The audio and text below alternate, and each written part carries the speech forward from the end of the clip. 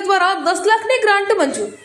ઉપલેટા તાલુકાના ઈસરા ગામે બરણેશ્વર મહાદેવના મંદિર પાસે આવેલા ચેકડેમ ઘણા સમયથી રિપેર કરવાનો હોવાથી ગામ લોકોએ ધારાસભ્યને રજૂઆત કરી હતી, જેથી ધોરાજી ઉપલેટા વિસ્તારના ધારાસભ્ય દ્વારા સરકારમાંથી 10 લાખની ગ્રાન્ટ મંજૂર કરાવી આપી, તેમજ અન્ય રૂપિયા ગામ ખેડૂતો દ્વારા અંદાજે 5 લાખ એકત્રિત કરી લોખંડ સહિતની ઘટતી સામગ્રી એકત્રિત કરી તાત્કાલિક ધોરણે ચોમાસા પહેલા ડેમનું કાર્ય શરૂ કરી ગામ હિતના કાર્યનો આરંભ કર્યો છે। રિપોર્ટર ભાવેશ ગોહિલ।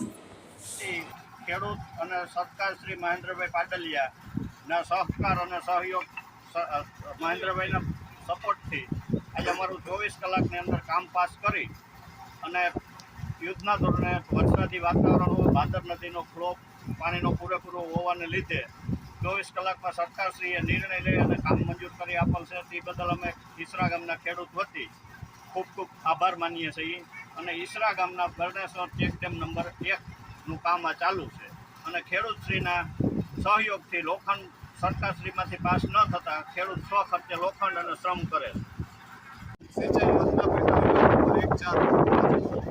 આજરોજ ઈસરા ગામ પાસે આવેલા બરણેશ્વર ચેકડેમનું કામ તાત્કાલિક વરસાદની સિઝન હોવાથી તાત્કાલિક ચાલુ કરેલ છે અને ગામ લોકોના સહકારથી સારી રીતે કામ થઈ રહ્યું છે।